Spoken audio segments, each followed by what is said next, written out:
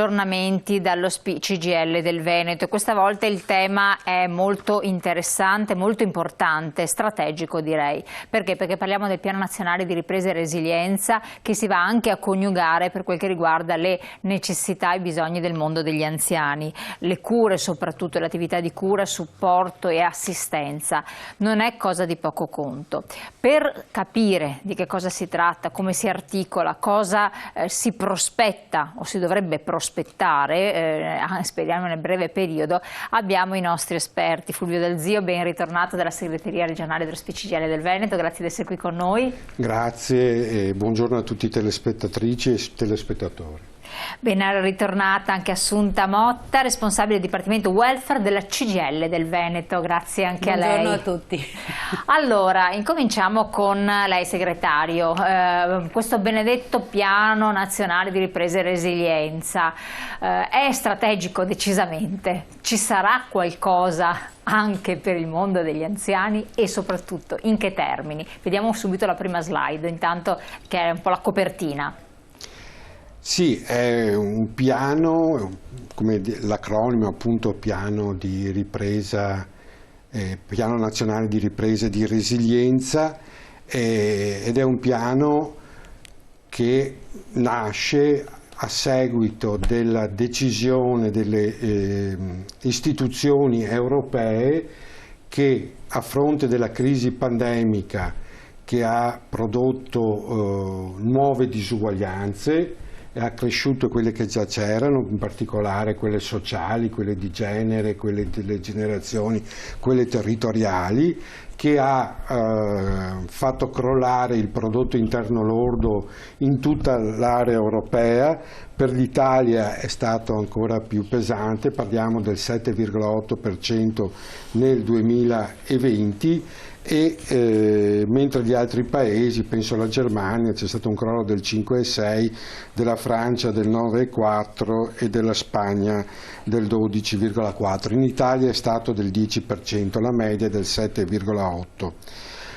Le strutture, le istituzioni europee finalmente hanno deciso di cambiare le sue politiche, quindi siamo passati da un terreno segnato dall'austerità e quindi dalla sospensione del patto di stabilità, il 3% del deficit, del rapporto deficit e prodotto interno lordo ed altri parametri che bisognava rispettare, e si è deciso finalmente di passare a una fase espansiva per sostenere l'economia e soprattutto per dare risposte alla crisi sociale che appunto la crisi pandemica ha evidenziato in maniera assolutamente grave e pesante.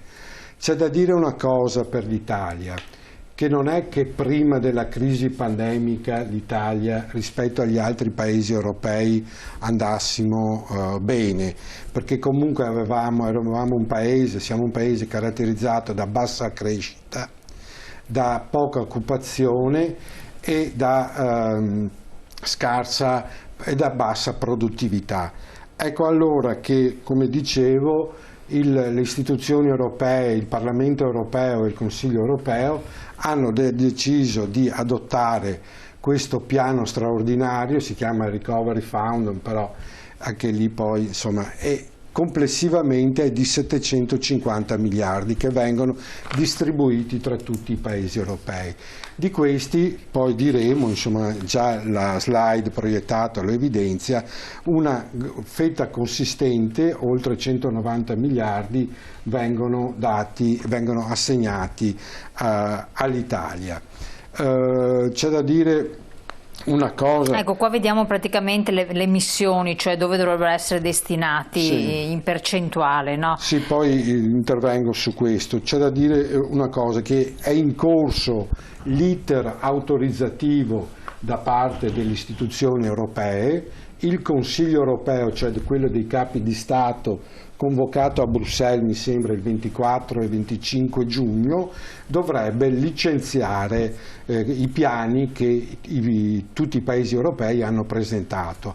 Per quello che ne sappiamo, il piano presentato dall'Italia, approvato dal Parlamento su proposta del Consiglio dei Ministri entro aprile e poi inviato appunto a Bruxelles, non presenta situazioni particolari di difficoltà o di scostamento rispetto a quelle che sono le indicazioni europee. Ci sono solo, sembra, qualche elemento di approfondimento, ma se, come tutto sembra, il Consiglio europeo per quanto riguarda il nostro Paese approva il piano presentato, già da luglio cominciano le prime erogazioni. Allora, prima di entrando nello specifico del piano non sono solo fondi e le missioni che ognuna è finanziata e poi diremo, ma ci sono anche un programma nutrito di riforme che vengono così definite riforme orizzontali. Tra queste la riforma della pubblica istruzione e la riforma della giustizia e la riforma del processo penale, dei procedimenti civili, insomma, quindi molto impegnative anche queste. Poi ci sono riforme di natura che vengono definiti abilitanti, che riguardano la semplificazione e la razionalizzazione della legislazione e quella per la concorrenza, e poi ci sono ancora settoriali, ognuno per le 6 missioni, insomma. Ad esempio appunto la riforma della disabilità, la riforma per la non autosufficienza, e poi ci sono, oltre a quella del lavoro sommerso, e poi ci sono altre riforme ancora che vengono definite di accompagnamento, e tra queste c'è appunto la riforma fiscale e il potenziamento della rete di protezione sociale dei lavoratori. Quindi un piano che anche dal punto di vista dell'impegno che il Parlamento deve rispettare nel programma 2001-2026, queste riforme devono essere fatte anche prima, molto nutrito, insomma, che impegna notevolmente. Qui c'è un primo punto di domanda riguarda l'eterogeneità di questa ecco, maggioranza. Io le chiedo quanto riguarda chiedo solo questo, perché magari uno chi ci ascolta si fa anche delle aspettative o può restare rammaricato. È la condizione sine qua non per accedere a questi fondi che si facciano queste riforme, secondo quel che avete interpretato? Sono indispensabili, sono strettamente correlate, perché per esempio, vista la mole delle risorse a disposizione, che non sono poi solo, poi diremo, quelle europee, ma ci sono anche risorse proprie che come Paese ci mettiamo, per esempio, vista l'esperienza che abbiamo, siamo nelle condizioni noi di spendere tutta questa mole di investimenti che sono fondamentali. Qualcuno parla di un nuovo piano Marshall, insomma, forse siamo anche oltre. Teniamo presente che, insomma, sono a disposizione più di 300 miliardi di euro. Quando è stata fatta l'unificazione della Germania, la Germania ha speso 60 miliardi. Quindi, insomma, facciamo un po' anche i raffronti, insomma, siamo in presenza di una mole di investimenti che veramente può cambiare il corso della storia del nostro Paese, e quindi bisogna avere la capacità. Quindi la riforma della pubblica amministrazione, aumentare la concorrenza, la riforma della giustizia, la riforma nel senso dell'equità fiscale, sono tutte riforme che sono strettamente intrecciate con gli investimenti da fare, insomma. Quindi nel piano presentato a Bruxelles e che viene appunto controllato e verificato e poi approvato se del caso, ma come dicevo prima siamo fiduciosi, sono contenute e quindi devono essere fatte insomma, assolutamente, queste riforme. No, mi vengono i brividi, dicevo, perché capisco, e è la preoccupazione poi che abbiamo, da noi insomma. Teniamo presente che il piano, non so se avete avuto modo di vederlo, insomma è un malloppo di 300 pagine che andrebbero studiate pagina per pagina, insomma, perché è contenuta una mole di interventi e di obiettivi da raggiungere con ogni singola missione, che sono importanti, che sono rilevanti, e quindi ci vuole una grande coesione nel Paese, su cui poi magari diremo qualcosa, insomma, ecco. Assolutamente sì. Per quanto riguarda poi, se posso continuare, le singole missioni, il piano presentato dall'Italia presenta 6 missioni. Ecco, adesso possiamo rivedere la slide che avevamo proiettato prima, così le possiamo anche focalizzare, quella precedente, le possiamo focalizzare bene, questa qua è quella più nel dettaglio della digitalizzazione, eccole qua. Sì, c'è la prima missione che appunto va sotto il titolo di digitalizzazione, innovazione, competitività, cultura e turismo, che serve appunto, l'obiettivo è dare un impulso deciso al rilancio della competitività e della produttività del sistema Paese, e sono a disposizione, sono stati presentati una richiesta di 40,32 miliardi di euro. Poi c'è la missione 2, che riguarda appunto quella che viene definita la rivoluzione verde e la transizione ecologica. Abbiamo ben presente i cambiamenti climatici che sono in corso, la necessità di avere uno sviluppo ambientale sostenibile, e qui stiamo parlando di 59,47 miliardi di euro. C'è la missione 3, infrastrutture per una mobilità sostenibile, in particolare qui è quasi tutto dedicato alla rete ferroviaria ed è pari la missione 3 a 25,40 miliardi di euro.